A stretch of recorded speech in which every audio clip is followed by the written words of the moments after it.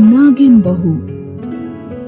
अनीता के बेटे रमेश ने सीमा नाम की एक अनाथ लड़की के साथ शादी की थी। सीमा जब से घर में आई थी तभी से अनीता को उसका व्यवहार कुछ अजीब सा लग रहा था। इसके साथ ही उसे घर में नाग भी नजर आने लगे थे। कुछ दिनों से घर में नाग नजर आ रहे हैं। दिखाई देकर अचानक ही आंखों से ओझल हो जाते हैं। पता नहीं ये सच है या मेरा भ्रम। एक रात रमेश घर पर नहीं होता। आधी रात के समय अनीता पानी पीने के लिए उठती है तो हैरान रह जाती है। हाय राम, ये क्या? सीमा बहू तो नागिन है, नागिन। अब क्या होगा? अगले दिन सुबह उठकर सीमा अनीता के लिए चाय लेकर आती है तो अनीता उसे हैरानी से देखते हुए पूछती है, कौन हो तुम? माँ जी, ये आप क्या कह रही है? मैं आपकी बहू हूँ। और कौन हूँ? बहू तो जरूर हो, पर नागिन बहू हो। क्यों? मैं सच कह रही हूँ ना? ये सुनकर सीमा रोने लगती है और रोते रोते अनीता से विनती करती है, हाँ माँ जी, मैं एक इच्छाधारी नागिन हूँ, मगर ये बात आप किसी को भी मत बताना प्लीज। नहीं बताऊंगी, मैं किसी को भी नहीं बताऊंगी। पर पहले ये बताओ कि तुम यहाँ क्यों आई हो?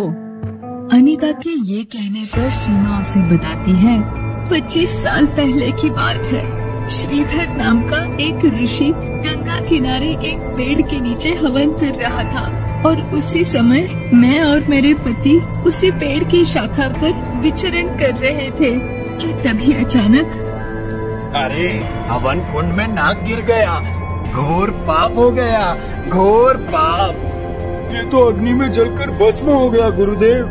हाय हाय, ये क्या हुआ? मेरा पति तो अग्नि में गिरकर भस्म हो गया। मुझे मेरा पति चाहिए, मुझे मेरा पति वापस दो ऋषिगण।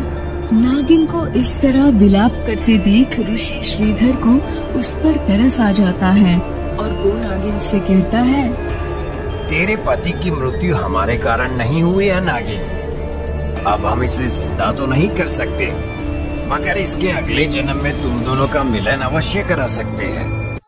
वो कैसे ऋषि महाराज? इसका अगला जन्म एक मनुष्य के रूप में होगा और हम तुम्हें ऐसा वरदान देंगे कि तुम इसे देखते ही पहचान लोगी और ये भी तुम्हें देखते ही तुम पर मोहित हो जाएगा। अगर ये नहीं मिला तो? अवश्य मिलेगा। तुम इस स्थान पर इसकी प्रतीक्षा करना, एक दिन ये जरूर यहाँ आएगा।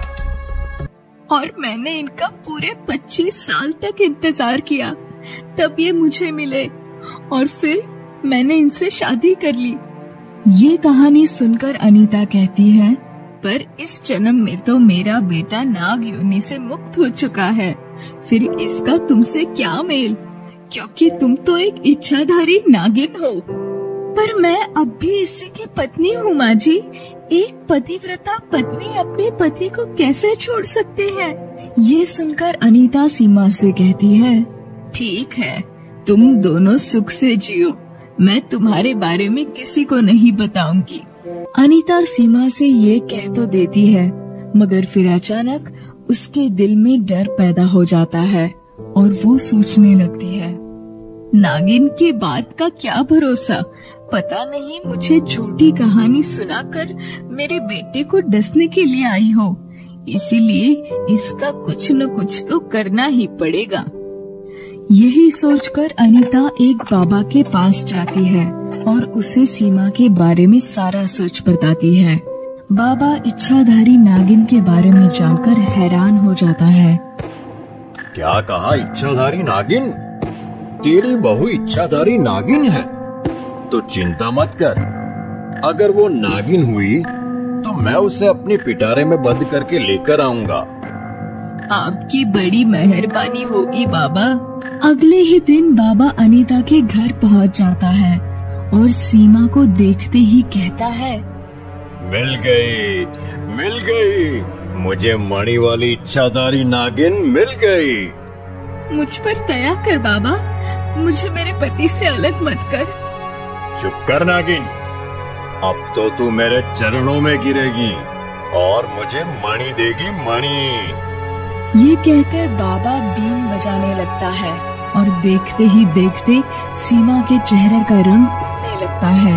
वो एक औरत से नागिन बनने ही वाली होती है कि तभी वहाँ दिनेश आ जाता है। माँ, ये सब क्या हो रहा है? ये बाबा घर में क्या कर रहा है? नागिन पकड़ रहा हूँ, नागिन। तेरी पत्नी इच्छाधारी नागिन है बेटा। चुप करो बाबा, ये क्या बक रहे हो?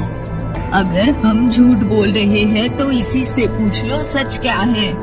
दिनेश इस बारे में सीमा से बात करता है तो वो उसे शुरू से आखिर तक सब सच सच बता देती है और फिर दिनेश अपनी माँ से कहता है, माँ, आपको इस बेचारी पर इस तरह अत्याचार नहीं करना चाहिए था। जो पूरे 20 साल से तेरे बेटे के लिए तड़पती रही हो, वो भला उसकी जान कैसे ले सकती है? मैं डर गई थी बेटा और इसीलिए बाबा को घर बुला लाई। अनीता की बात सुनने के बाद दिनेश बाबा की तरफ मुड़ता है। और बाबा, तुम्हें एक महात्मा होते हुए भी इस बेचारी पर तरस नहीं आया? तुम कैसे महात्मा हो जो किसी का दुख समझने की बजाय उस पर जुल्म ढाने लगे? डूब मरो। ये कहकर दिनेश की आंखें नम हो जाती है और इसके साथ ही बाबा को भी अपनी गलती का एहसास हो जाता है। वो सीमा से माफी मांगते हुए कहता है, मुझे माफ करना बेटे, मैं मणि के लालच में अंधा हो गया था, इसलिए तुम दोनों का प्यार नहीं समझ सका। पर अब मैं तुम्हें नागयोनि से मुक्त करके अपने पाप का प्रायश्चित करूंगा। ये कहकर बाबा सीमा को नागयोनि से मुक्त कर देता है और फिर सीमा अपने पति और सास के साथ खुशी खुशी रहने लगती है।